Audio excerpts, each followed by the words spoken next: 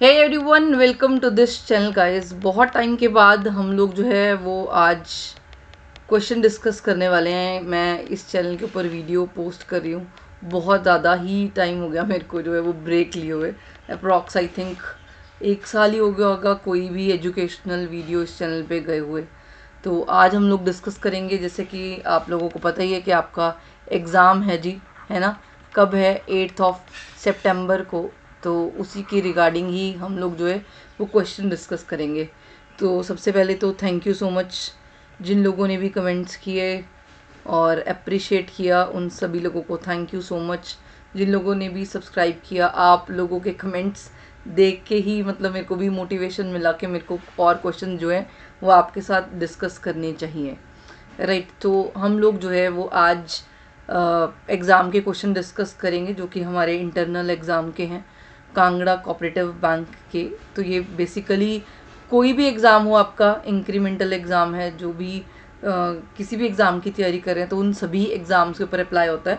But मैं specifically यहाँ पे, क्योंकि रिसेंटली एग्ज़ाम है हमारा, तो मैं स्पेसिफिकली आप लोगों के लिए ही वीडियो जो है वो पोस्ट कर रही हूँ। तो आज हम तकरीबन यहाँ पे 10 क्वेश्चंस डिस्कस करने वाले हैं जी। तो पूरे हम लोग कितने क्वेश्चन डिस्कस करेंगे? 10 क्वेश्चंस। अभी मेरे पास बहुत लिमिटेड टाइम था और उसी टाइम में मैंने आपके लिए क्वेश्चंस फ्रेम किए हैं। आई होप आप लोगों को अच्छे लगेंगे क्वेश्चंस। आप लोग मेरे को कमेंट सेक्शन में जाके बताना कि कैसे लगे, कौन से टॉपिक्स आपको और चाहिए, स्पेसिफिक टॉपिक्स। तो आई होप कल मैं ज़्यादा क्वेश्चन जो है वो हम लोग डिस्कस करेंगे। अराउंड 25 to 50 क्वेश्चन जो है वो कल हम लोग डिस्कस करेंगे, ताकि आपके एग्ज़ाम में जो है वो आपकी हेल्प हो जाए। चलिए जी, so let's start with question number 1। The cash reserve ratio is mentioned in which section? हाँ जी, CRR हमारे पास कौन से सेक्शन के अंदर मैंशन होता है? CRR सबसे पहले बात करेंगे कि होता क्या है। What is CRR? हाँ जी, जिनको भी पता है बताइए कि CRR क्या होता है। What is CRR?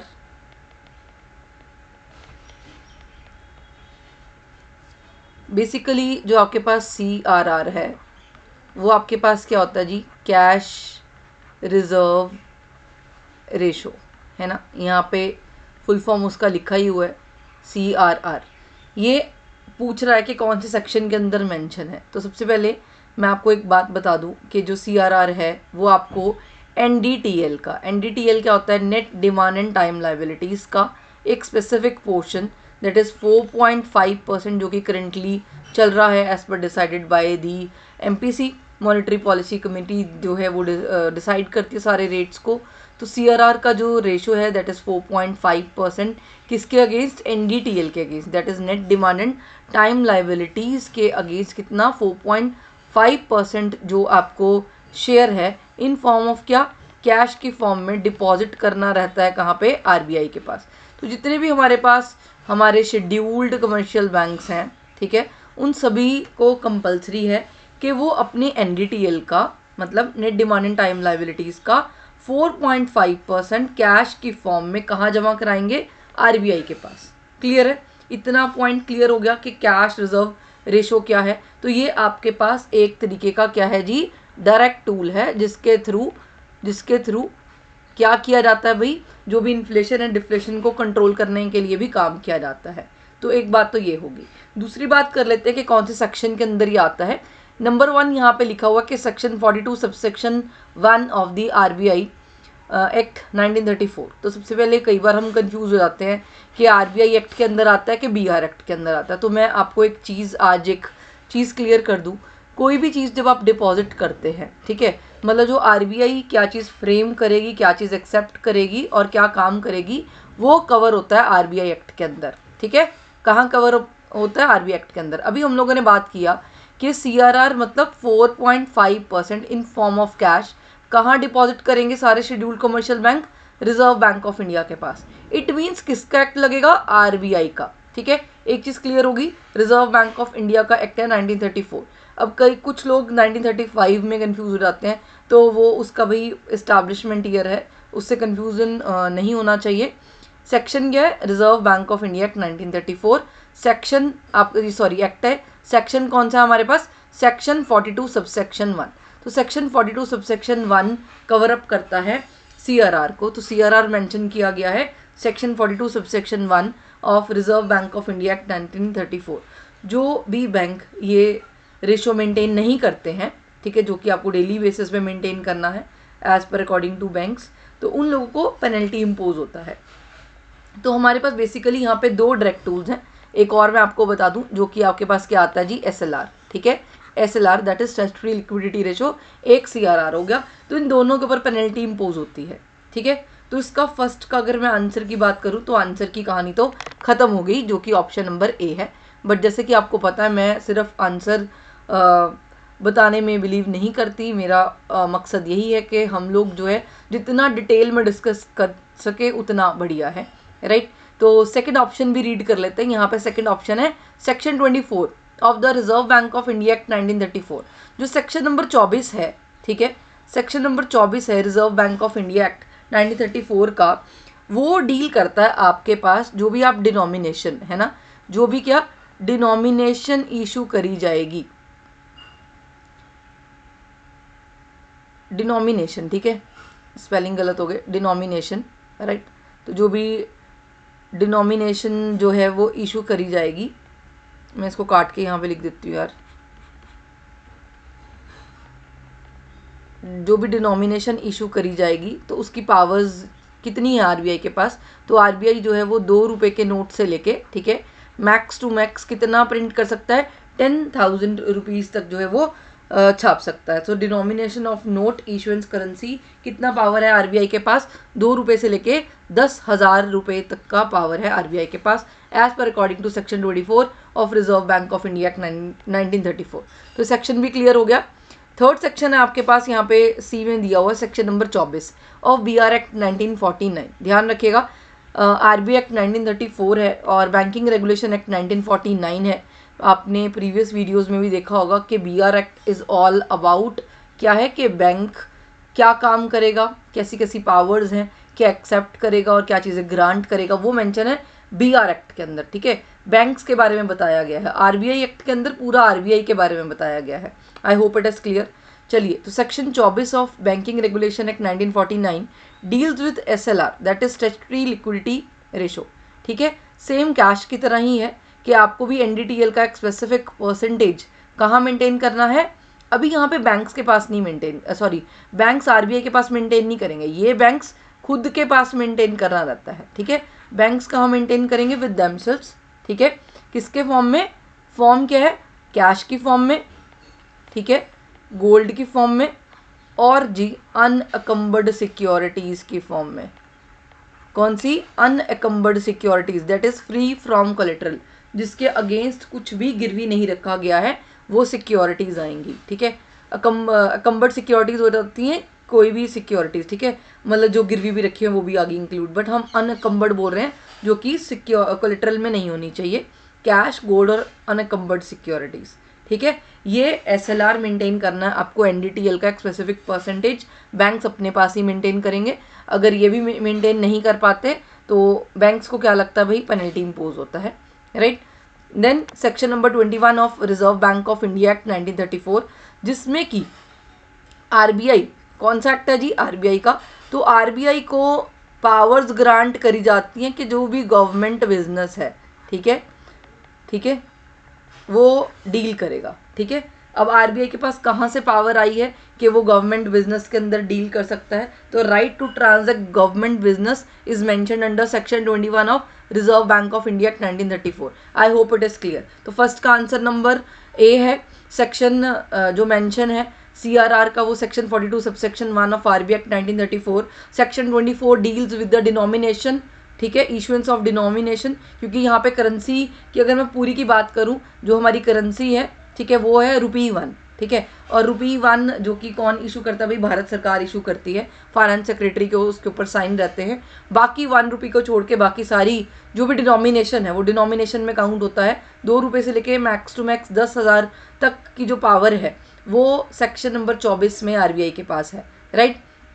तो सिर्फ आरबीआई ही प्रिंट कर सकता है। एक चीज़ और, ठीक है, अगर हमें दिमाग में ये आएगा कल को कोई क्वेश्चन नहीं आए कि किसी और के पास भी क्या कोई ये पावर है, तो नहीं, आरबीआई के पास सोल अथॉरिटी है ये प्रिंटिंग का, right. Then section number 24 of the Banking Regulation Act 1949 deals with the SLR, that is statutory liquidity ratio, और ये आपको मेंटेन करना है एनडीटीएल का, किसके पास, बैंक खुद के पास करेंगे। ध्यान रखिएगा सीआरआर हम मेंटेन कर रहे थे आरबीआई के पास, और जो एसएलआर है वो बैंक्स अपने खुद के पास मेंटेन करेंगे। तो I hope it is clear, ठीक है, और कैश, गोल्ड और अनकम्बर्ड सिक्योरिटीज की फॉर्म में। Then we have option number D, section number 21 जो कि आरबीआई एक्ट का ही है, वो डील करता है गवर्नमेंट बिजनेस के पास, कि आरबीआई को जो है पावर मिलती है कि वो गवर्नमेंट बिजनेस को भी ट्रांजैक्ट कर सकता है। I hope it is clear. चलिए जी, move on to question number next, question number 2। Section 31 of Reserve Bank of India Act 1934 permits only RBI and central government to issue और draw. जो section 31 है RBI का, वो किस चीज़ के साथ डील करता है भाई? हाँ जी, section number 31 of Reserve Bank of India Act 1934 permit करता है रिजर्व बैंक ऑफ इंडिया को और सेंट्रल गवर्नमेंट को कि क्या वो क्या इशू कर सकते हैं, bill payable to bearer on demand. ध्यान से पढ़िएगा, हमारे पास हम लोग चेक्स पढ़ते हैं, ठीक है, क्या पढ़ते हैं, ध्यान से सुनिए। आप लोगों ने, हम लोगों ने चेक्स देखे हैं, ठीक है, बैंक के अंदर आप लोगों ने देखा होगा वो ऑर्डर भी होता है और बियरर भी होता है, ठीक है, बियरर चेक्स भी आते हैं और ऑर्डर भी होता है, और कई बार ऑब्लिक भी होता है। अगर मैं बियरर को कट कर दूं तो वो ऑर्डर हो जाता है, और ऑर्डर को कट कर दूं तो बियरर हो जाता है। कुछ चेक्स स्पेसिफिकली ऑर्डर्ड भी आते हैं, ठीक है ना, राइट, तो इट मीन्स वो स्पेसिफिक ऑर्डर पे ही है। क्लियर है? बियरर का मतलब क्या होता है कि किसी के भी हाथ में होंगे वो उस पैसे को ले सकता है, तो पे ही कोई भी हो सकता है, वहाँ पे स्पेसिफिक ऑर्डर मेंशन नहीं किया गया है। ये हमें इस चीज़ की नॉलेज है और मैंने आपको बता भी दिया है। ऐसे ही बिल्स पेबल भी होते हैं और प्रोमिसरी नोट भी होते हैं जो कि बियरेबल होते हैं, बियरर होते हैं। इट मीन्स कि जिसके भी हाथ में होंगे उसको वो पेमेंट मिल जाएगा, ठीक है। Bill payable to bearer on demand और promissory note payable to bearer on demand, ये दोनों होते हैं, ऑर्डर भी होते हैं और बियरर भी होते हैं, ठीक है। ऐसे ही चेक्स भी आपके पास बियरर भी होते हैं और ऑर्डर भी होते हैं, बट यहाँ पे सिर्फ बियरर की बात करी जा रही है। तो ये वो कह रहा है कि जो सेक्शन 31 है आरबीआई एक्ट 1934 का, वो सिर्फ पावर देता है आरबीआई को और सेंट्रल गवर्नमेंट को ही कि वो ही इशू कर पाएंगे, वही ड्रॉ कर पाएंगे, वही बना पाएंगे, किसको, ऐसे बिल्स पेबल को और प्रोमिसरी नोट्स को जो कि बियरेबल होंगे। ध्यान रखिएगा, कोई और सेंट्रल गवर्नमेंट के अलावा या फिर आरबीआई के अलावा बिल्स पेबल को और प्रोमिसरी नोट को बियरेबल इशू नहीं कर सकते, ठीक है, सिर्फ आरबीआई और सेंट्रल गवर्नमेंट ही कर पाएगी। बट जैसे कि आप लोगों को पता है कि चेक्स जो हैं वो बियरेबल ऑन डिमांड तो हमारे बैंक्स भी करते हैं, तो ऑप्शन नंबर सी तो यहाँ पे नहीं होगा, तो ऑप्शन नंबर ए और बी करेक्ट हो गया। उस हिसाब से option number D is correct. I hope it is clear. बहुत ही सिंपल क्वेश्चन था, मैं दोबारा रिपीट कर देती हूँ कि जो बिल पेबल है, प्रोमिसरी नोट है और जो चेक है, वो तीनों के तीनों आपको ऑर्डर पे भी इशू किए जाते हैं और बियरेबल भी होते हैं, जैसे कि हम लोगों को पता है, ठीक है। जिन लोगों ने बिल पेबल नहीं देखा या प्रोमिसरी नोट नहीं देखे, हम लोगों ने चेक्स तो देखे ही है ना, बस आप उसी तरीके से अज्यूम कर लीजिए कि उसी तरीके से बिल पेबल भी होता है और प्रोमिसरी नोट्स भी होते हैं, और वो भी बियरेबल भी होते हैं और ऑर्डर भी होते हैं, ठीक है। बट जो बियरर का राइट है, ठीक है, किसका, बिल पेबल का और प्रोमिसरी नोट का, वो सिर्फ राइट दिया गया है आरबीआई को और सेंट्रल गवर्नमेंट को, उसके अलावा कोई और इशू से नहीं कर पाएगा। तो ये परमिशन मिली है as per according to section 31, ठीक है जी। So prohibition on issue of bills of exchange and promissory note payable to bearer, तो कोई और अदर पर्सन इसको इशू नहीं कर सकता except RBI and central government ही इशू कर पाएगी। क्लियर है? चलिए जी, सो ऑप्शन नंबर ए और बी सही हो गया, और चेक तो आपको पता ही है बैंक्स भी इशू कर ही रहे हैं। Option number D is correct.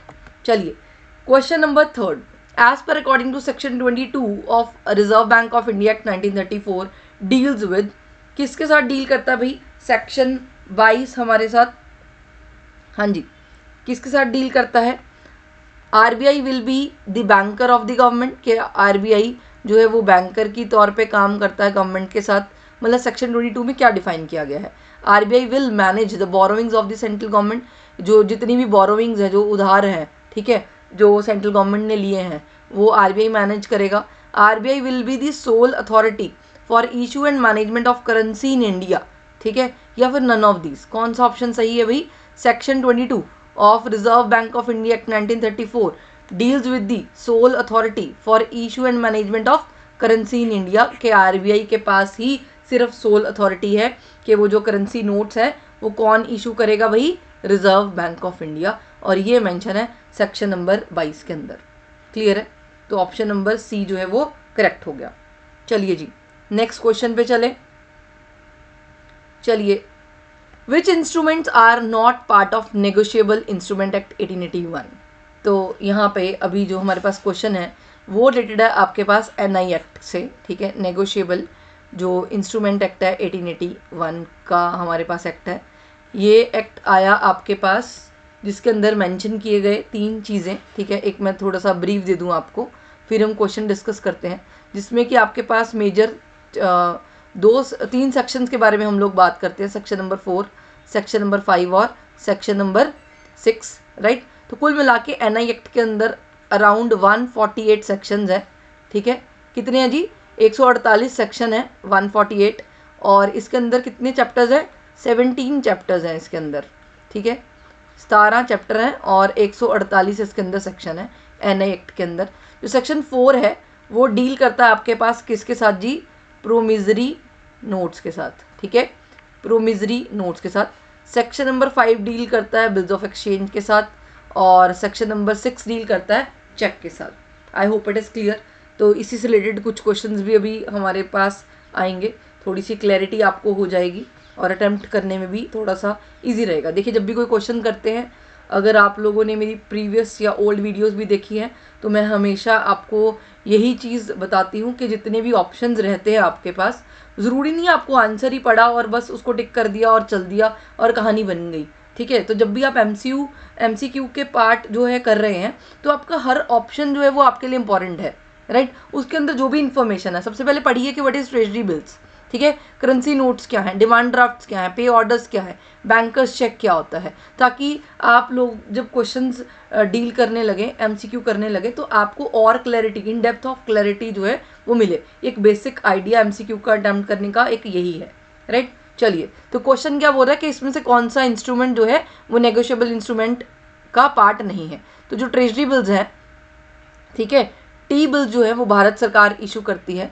जो कि आप लोगों को पता होगा। हम जो भारत सरकार है वो किस पे इशू करती है भाई? डिस्काउंट पे इशू किया जाता है, जिसको ज़ीरो कूपन बॉन्ड्स भी बोल देते हैं, ठीक है। और अराउंड ये 25,000 मिनिमम रेशो पे स्टार्ट होता है 25,000 से, और 25,000 के मल्टीपल पे जितने मर्जी इशू किए जा सकते हैं, 25, 50, 75 इस तरीके से, राइट। और जो ट्रेजरी बिल्स है हमारे पास 3 तरीके के हैं, ठीक है, 3 टाइप्स के हैं, और मेजरली ये आपके पास मनी मार्केट का इंस्ट्रूमेंट्स है, क्योंकि मैक्स टू मैक्स यहाँ पे 364 डेज़ के लिए ट्रेजरी बिल्स को इशू किया जाता है, राइट। 14 डेज़ के लिए 14 डेज़ वाला तो वो हो गया, 91 डेज़ के लिए हो गया, ठीक है, 91 डेज़ के लिए हो गया, 182 दिन के लिए हो गया, और फिर 364 डेज़ के लिए।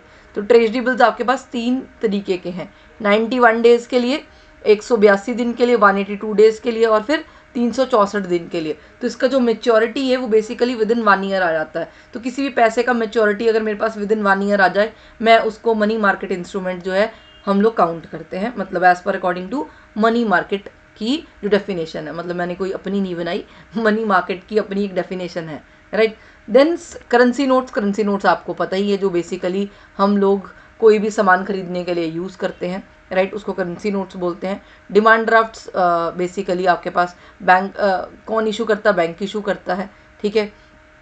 पे ऑर्डर्स हो गए, बैंकर्स चेक हो गया। तो इसमें से कौन से ऐसे हैं जो नेगोशिएबल इंस्ट्रूमेंट नहीं है? एक और चीज़ कि व्हाट इज़ नेगोशिएबल, नेगोशिएबल का मतलब क्या होता है? एक और चीज़ समझ लीजिए कि नेगोशिएबल का क्या मतलब होता है। नेगोशिएबल का मतलब होता है कि कोई भी ऐसा डॉक्यूमेंट जो कि ट्रांसफरेबल हो, कोई भी ऐसा डॉक्यूमेंट जिसको ट्रांसफ़र किया जा सके, उसको हम लोग नेगोशिएबल बोलते हैं। और इंस्ट्रूमेंट क्या हो गया? कोई भी रिटन डॉक्यूमेंट। तो कोई भी रिटन डॉक्यूमेंट जिसको ट्रांसफ़र किया जा सकता है, ठीक है, उसको हम लोग क्या बोलते हैं? Negotiable instrument. और सारे के सारे नेगोशिएबल इंस्ट्रूमेंट ध्यान से सुनिएगा, ठीक है, सारे के सारे नेगोशिएबल इंस्ट्रूमेंट्स ट्रांसफ़र किए जा सकते हैं, क्योंकि ऑफ कोर्स क्योंकि उसकी डेफिनेशन के एम्बिट में आते हैं, चाहे वो प्रोमिसरी नोट है, चाहे वो बिल्स ऑफ एक्सचेंज है, चाहे वो चेक्स है, चाहे और अदर इसका पार्ट है, वो सब चीज़ें क्या करी जा सकती हैं, ट्रांसफ़र करी जा सकती हैं, तो वो नेगोशिएबल इंस्ट्रूमेंट कहलाए जाएंगे। और सारे नेगोशिएबल इंस्ट्रूमेंट अनकंडीशनल ऑर्डर होते हैं।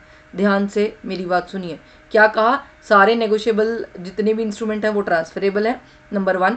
नंबर 2 रिटन फॉर्म में होंगे। नंबर 3 आपको मैंने क्या बोला कि जितने भी नेगोशिएबल इंस्ट्रूमेंट है वो सारे के सारे अनकंडीशनल ऑर्डर होते हैं, कोई भी कंडीशन अटैच अगर होगी तो वो नेगोशिएबल इंस्ट्रूमेंट का पार्ट नहीं होगा। और किसी भी 4th पॉइंट कि किसी भी स्पेसिफिक और सर्टेन पर्सन के लिए वो इशू किए जाएंगे, उसको हम लोग क्या बोलते हैं, नेगोशिएबल इंस्ट्रूमेंट, जिसपे एक स्पेसिफिक अमाउंट रहता है, एक स्पेसिफिक डेट को जो है वो पे किए जाएंगे, आइदर ऑन डिमांड और जो भी उसकी स्पेसिफिक डेट होगी उसके ऊपर। क्लियर है? तो इसमें से कौन से ऐसे ऑप्शंस हैं जो कि आपके पास ट्रांसफरेबल नहीं है? तो पहले मैं अगर आपको बोलूँ ट्रेजरी बिल्स यहाँ पे ट्रांसफरेबल नहीं है, क्योंकि ये मेंशन नहीं किए गए नेगोशिएबल इंस्ट्रूमेंट के अंदर। ऐसे ही करेंसी नोट्स भी ट्रांसफरेबल नहीं है। ठीक है, अब बात करते हैं डिमांड ड्राफ्ट। डिमांड ड्राफ्ट आपके पास जो है वो ट्रांसफ़र किए जा सकते हैं, नेगोशिएबल इंस्ट्रूमेंट्स हैं। ऐसे ही पे ऑर्डर्स हो गए आपके पास, ठीक है, वो भी आपके पास जो है वो ट्रांसफ़र किए जा सकते हैं। और बैंकर्स चेक भी जो है वो क्या किया जा सकता है भाई, क्या किया जा सकता है, हमारे पास ट्रांसफ़र किया जा सकता है। तो इस क्वेश्चन में पूछा गया था कि which instruments are not part of the Instrument act 1881, तो ओनली ए एंड बी हो गया। ठीक है, कौन सा हो गया, ओनली ए एंड बी। तो ए और B, it means treasury bills और करेंसी नोट्स ही ऐसे हैं, कौन से करेंसी नोट्स और क्या ट्रेजरी बिल्स ही ऐसे हैं जो कि नेगोशिएबल इंस्ट्रूमेंट का पार्ट यहाँ पे नहीं है। क्लियर है? तो option number 1 is correct, option number 1 is correct. Next question की तरफ हम लोग मूव करेंगे। Next question number 5, which among the following is not included in negotiable instrument? इसमें से कौन सा नेगोशिएबल इंस्ट्रूमेंट का पार्ट नहीं है? हाँ जी, which among the following is not included in negotiable instrument?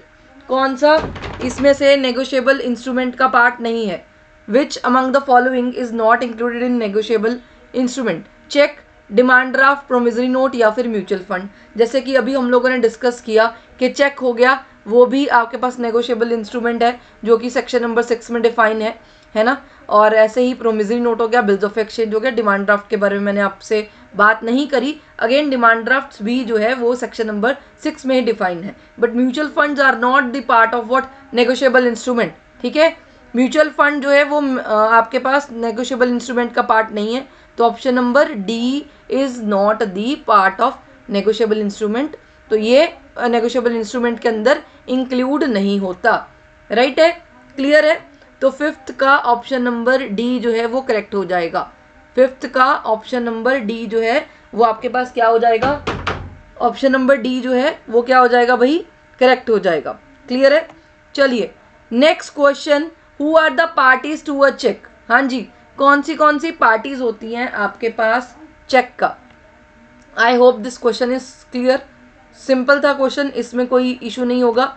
6 question number, who are the parties to a cheque? हाँ जी, कौन सी पार्टीज होती हैं चेक में? 3 पार्टीज होती हैं, है ना, 3 पार्टीज होती हैं भाई चेक के अंदर।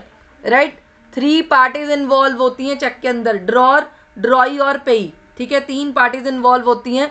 कौन कौन? ड्रॉर होता है एक तो, और दूसरा कौन होता है भाई, ड्रॉई होता है, और फिर तीसरा कौन होता है आपके पास, पेई होता है। ठीक है, ड्रॉर कौन होता है एक्चुअल में, मेकर ऑफ द चेक। ठीक है, ड्रॉर कौन होता है, जो कि मेकर होगा। ठीक है, जो एक्चुअल में चेक को बनाएगा, साइन करेगा, या फिर जिसका वो चेक है, जिसका अकाउंट है बेसिकली बैंक के अंदर, और जो चेक होल्डर है उसको हम लोग मेकर बोलते हैं, साइन भी बोल सकते हो अकॉर्डिंग टू कि जिसने एक्चुअल में पैसा पे करना है उसको हम लोग ड्रॉर बोलते हैं। ठीक है, ड्रॉई वो पर्सन है जो कि पेमेंट करेगा। अब क्योंकि चेक आप हमेशा बैंक में ले जाके देते हैं, या तो वो चेक SBI का होगा, या वो चेक PNB का, HDFC का, एक्सिस का, ICICI का, किसी ना किसी बैंक का तो होगा ना, और उसको पेमेंट करने का राइट किसके पास है, बैंक के पास। That's why we always said कि जो ड्रॉई है वो ऑलवेज क्या रहता है, बैंक रहता है। ठीक है, जो ड्रॉई है वो ऑलवेज क्या रहने वाला है जी, बैंक रहने वाला है। तो ड्रॉर हमेशा साइन जो करेगा वो हो गया, मेकर हो गया। ड्रॉई आपके पास ऑलवेज जो है वो बैंक है।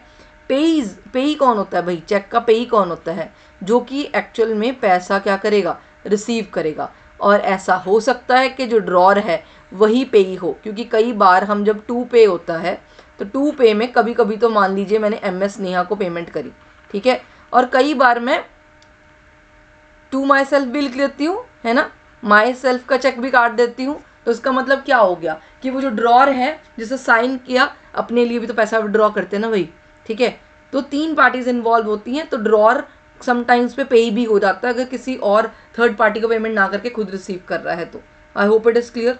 बहुत ही सिंपल था, इसको भी डिटेल में डिस्कस करती हूँ मैं आपको चेक को, बट अभी जो पार्टीज हैं वो मैंने आपके साथ डिस्कस कर दी, ड्रॉर, ड्रॉई और पेई, ठीक है। एक्सेप्टर तो यहाँ पे कोई वर्ड मेंशन नहीं किया गया है एज पर अकॉर्डिंग टू जो चेक का डेफिनेशन यहाँ पे दिया गया है। तो इस अकॉर्डिंगली आपके पास जो ऑप्शन नंबर A, B और D है वो सही हो गया, ठीक है। A, B और कौन सा सही हो गया जी, D, ठीक है। सेकेंड वन कौन सा आएगा, option number second, A, B और D, ठीक है। 6 का कौन सा हो गया, A, B and D, option number 2 is correct. Clear है, ऑप्शन नंबर जो 2 है वो करेक्ट हो गया। चलिए चेक को हम थोड़ा सा डिटेल में डिस्कस कर लेते हैं। देखिए यहाँ पे एक स्पेसिमेन है चेक का, ठीक है, एक सैम्पल चेक है, और जैसे कि आपको पता है यहाँ पे पे लिखा रहता है, ठीक है। तो यहाँ पे किसका नाम आएगा भाई, पेई का नाम। पेई का मतलब क्या है कि जिसको पैसा मिलेगा। अब समटाइम्स जैसे मैंने आपको बताया कि हो सकता है वो माई सेल्फ हो, या फिर हो सकता है कि हमने किसी अनदर पर्सन को, टू ABC को भी मैं पेमेंट कर सकती हूँ, तो एक कोई और थर्ड पार्टी भी हो सकती है, तो पेई जो रिसीव करेगा पेमेंट, ठीक है।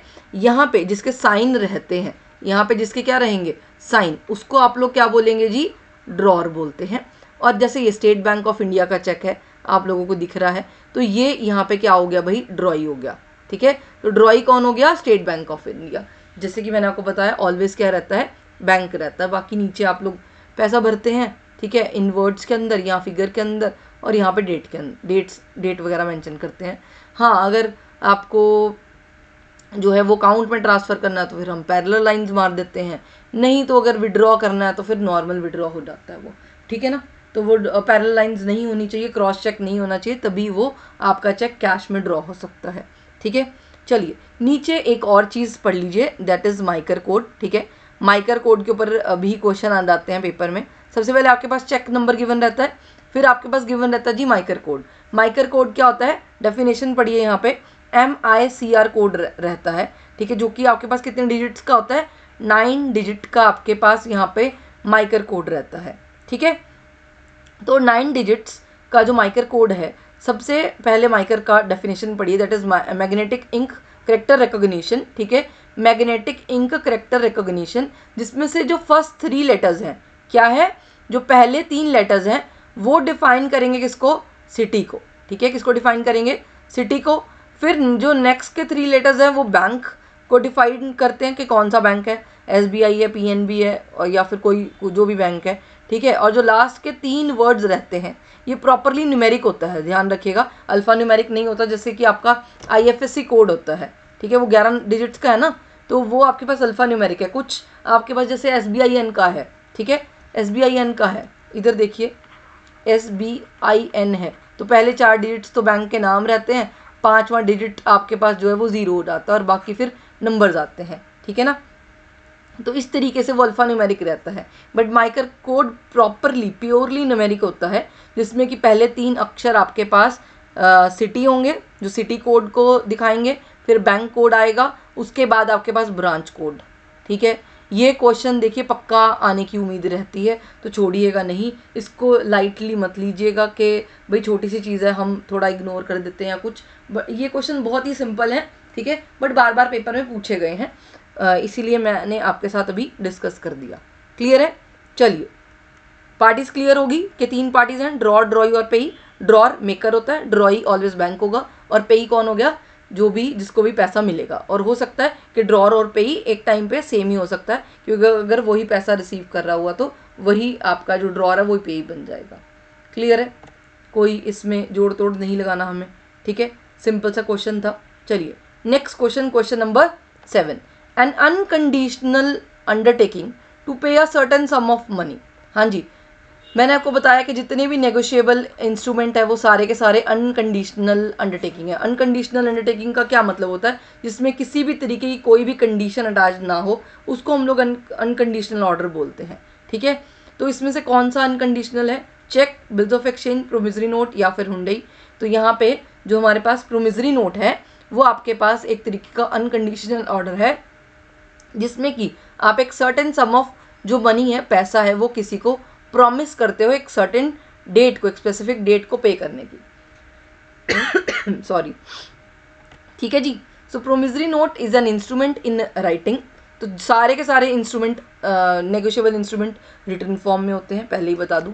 ठीक है, not being a bank note, ये किसी भी तरीके का कोई बैंक नोट नहीं है। ठीक है, और a currency note. Containing N unconditional undertaking signed by the maker. ध्यान रखिएगा, जो बिल ऑफ एक्सचेंज है वो सेलर बनाता है। ठीक है, मेरी बात ध्यान से सुनिए। जो बिल्स ऑफ एक्सचेंज है उसको साइन किया जाता है किसके थ्रू? सेलर के थ्रू, और एक्सेप्टेंस मिलता है बायर के थ्रू। ठीक है, बट प्रोमिसरी नोट में उल्टा है, साइंड बाय द जो मेकर है वो कौन होता है भाई? एक्चुअल में जिसने पैसा जो है क्या किया है, कौन है भाई? कौन करेगा यहाँ पे? जो मैं आपको एक यहाँ पे बना के दिखाती हूँ कि जो सेलर है और जो बायर है, ठीक है, बिल्स ऑफ एक्सचेंज के अंदर, बिल्स ऑफ एक्सचेंज के अंदर जो सेलर है आपके पास, ठीक है, जो सेलर है वो यहाँ पे मेकर रहता है, ध्यान रखिएगा, वो बनाएगा। और प्रोमिसरी नोट के अंदर जो बायर है, ठीक है, बायर कौन है? जिसने पैसा लिया है, वो एक्चुअल में मेकर होता है। ठीक है, तो ऑपोजिट है, वहाँ पे बिल्स ऑफ एक्सचेंज बनाया जाता है, बिल्स ऑफ एक्सचेंज बनाया जाता है सेलर के थ्रू, जिसने सामान बेचा है उधार के अंदर। ठीक है, और प्रोमिसरी नोट तो एक तरीके का उधार है। ठीक है, क्योंकि बिल्स ऑफ एक्सचेंज इशू किए जाते हैं उस टाइम पे जब आपने उधार में किसी से सामान लिया हो, तो कोई बिल होना चाहिए आपके पास, कोई गुड्स का एक्सचेंज, मतलब सॉरी, गुड्स का ट्रेड हुआ होना चाहिए। ठीक है, वो भी क्रेडिट बेसिस पे, तभी बिल्स ऑफ एक्सचेंज इशू किया जाता है। प्रोमिसरी नोट इशू किया जाता है जब आपने उधार पे किसी से पैसा लिया, उसके लिए कोई ये नहीं है कि आपने किसी से सामान लिया। ठीक है ना, तो वो ज़रूरत नहीं है, क्योंकि promissory note is all about कि जब आप उधार पे किसी से सामान लेते हो, सॉरी, जब आप उधार पे किसी से पैसा लेते हो, सामान नहीं, सामान के अगेंस्ट बिल इशू किया जाता है और बिल आता है बिल्स ऑफ एक्सचेंज के अंदर। एक पॉइंट क्लियर हो गया। प्रोमिसरी नोट का डिस्कस कर लेते हैं कि प्रोमिसरी नोट इज़ बेसिकली जब मान लीजिए मेरा कोई दोस्त है, मैं उससे पैसा उधार में ले रही हूँ, ठीक है, बट उसको मेरे ऊपर ट्रस्ट नहीं है, तो वो मुझे क्या कहेगा कि भाई आप एक काम करो, आप मेरे को एक प्रोमिसरी नोट जो है वो इशू कर दो कि आप इस सर्टेन डेट को इतना अमाउंट जो है वो मुझे पे करोगे। This is all about what promissory note. तो ये सिंपल सा था, क्लियर है? चलिए जी, ठीक है, तो signed by the maker to pay a certain sum of money only to or to the order of, ठीक है, a certain person or to the bearer of the instrument. तो हो सकता है वो ऑर्डर पे जो आपका, सॉरी, किस पे हो, ओनली टू और दी ऑर्डर ऑफ पे भी हो सकता है, जो कि मैंने आपको पहले बता दिया, आरबीआई या सेंट्रल गवर्नमेंट ही इशू करेगा। बाकी जो अदर फॉर्म है वो सब लोग इशू कर सकते हैं, अ certain person or to the bearer, तो दोनों तरीके का हो सकता है। ठीक है, क्लियर है? 7th question. Now move on to question number 8।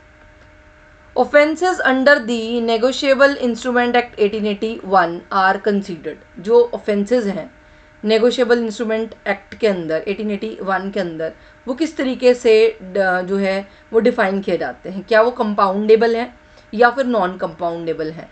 तो सबसे पहली बात होती है कि जब भी कोई पेनल्टी लगती है, ठीक है, उस पेनल्टी के अगेंस्ट जो है वो ऑफेंस, कोई भी किसी ने, मान लीजिए किसी पार्टी ने पैसा नहीं दिया, तो उसके अगेंस्ट जब भी कोई केस होगा, ठीक है ना, तो वो भी एक तरीके का क्राइम ही होगा ना, कि पैसा नहीं दे रहा, डिफॉल्टर हो गया। तो उस टाइम पे जो भी ऑफेंसेस हैं नेगोशिएबल इंस्ट्रूमेंट के अंदर, वो सारे के सारे कंपाउंडेबल होते हैं। ठीक है, क्या होते हैं जी?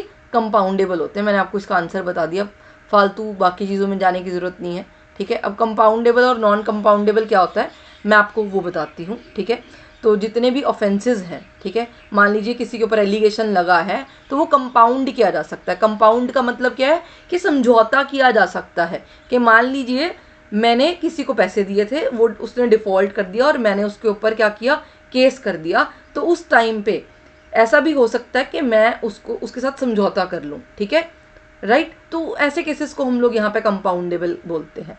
ठीक है ना, चलिए, so as per according to section 147 of negotiable instrument act 1881 every offence punishable under the act is considered compoundable. तो जो भी कोई भी ऑफेंस अगर इसके अंदर पनिशेबल है तो वो क्या होगा, कंपाउंडेबल होगा।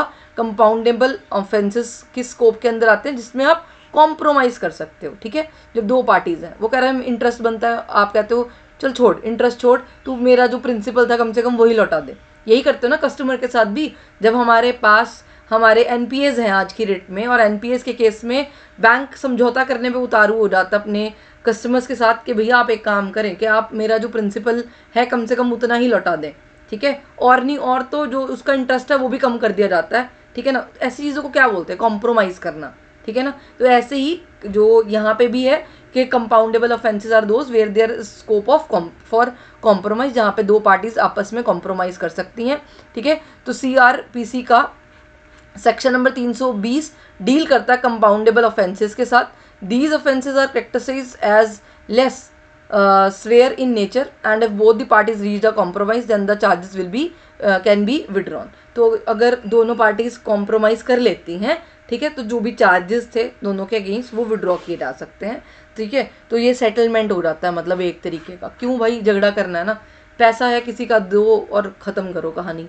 वो कहता है मेरे पास इतने नहीं इतने बनते हैं, तो वो दूसरा कहता है चल छोड़, कौन केस करेगा और कौन झगड़ेगा, तू आज मुझे 80,000 बनता है, तू मेरे को 50,000 ही दे और चलता बन, ठीक है ना। तो this is all about what compoundable, ठीक है, जिसमें आप एग्री हो जाते हो दूसरे के पॉइंट से। क्लियर है। So all offences under negotiable instrument act 1881 are compoundable, ठीक है। नॉन कंपाउंडेबल का मतलब आपको समझ आ गया होगा, ऐसे केसेस जिसका सेटलमेंट नहीं हो सकता, ठीक है।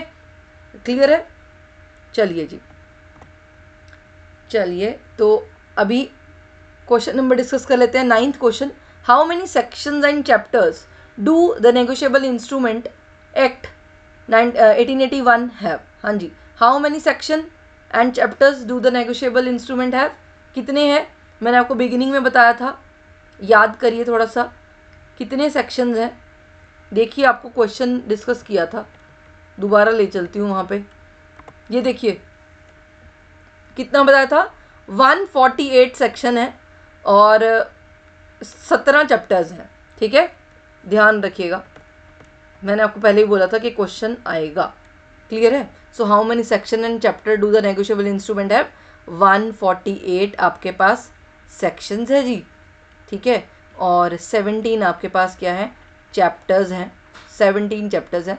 तो ऑप्शन नंबर बी जो है वो करेक्ट हो गया। क्लियर है।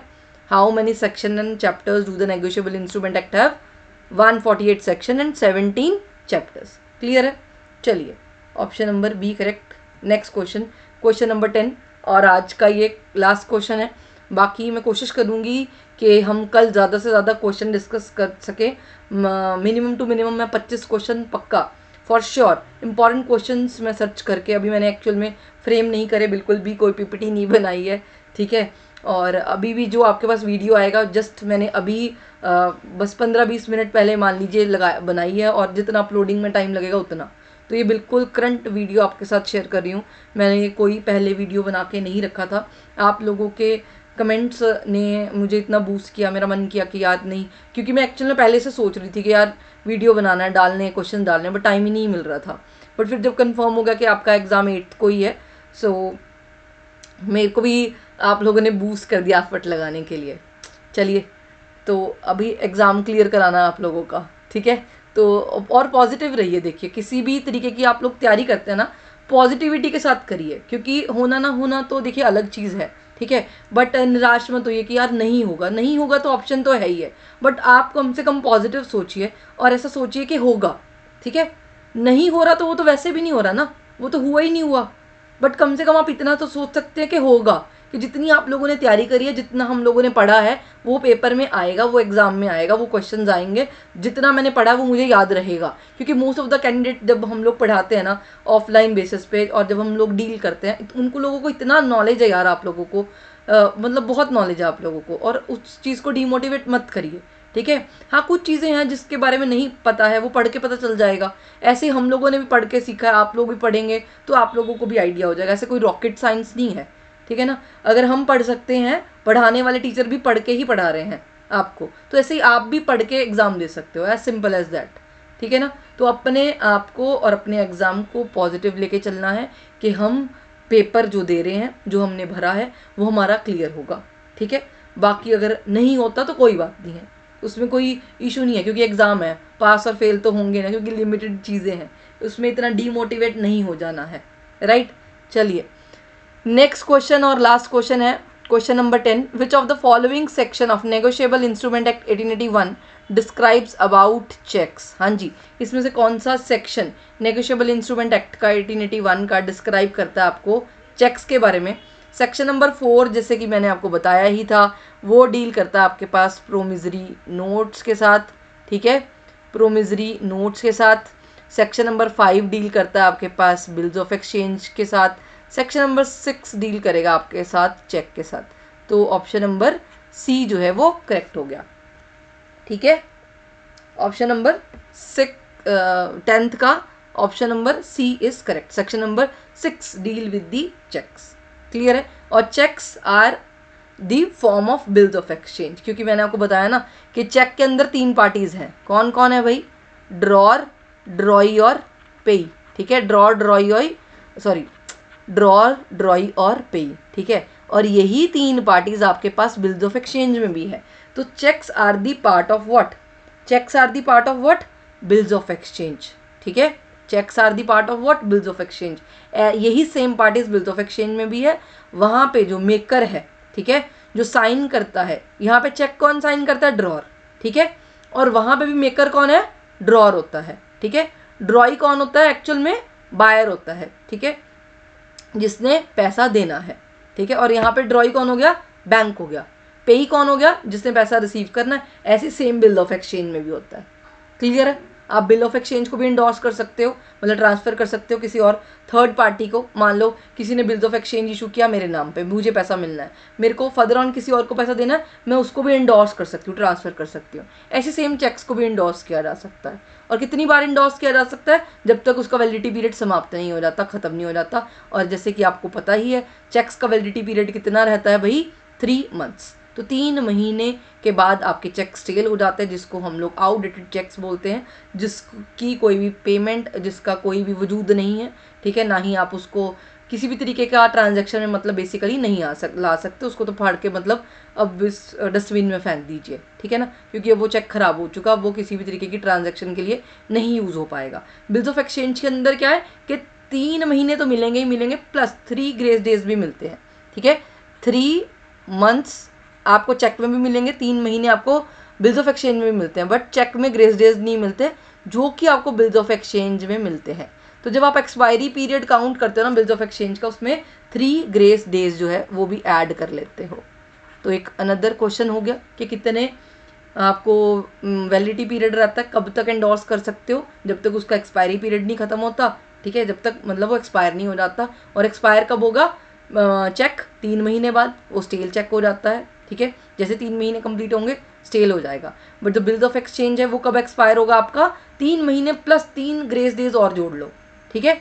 3 मंथ तो जोड़ने ही जोड़ने हैं, और ग्रेस डेज को और जोड़ लो, बस, क्लियर है जी। चलिए बाकी हम लोग कल डिस्कस करेंगे, ठीक है।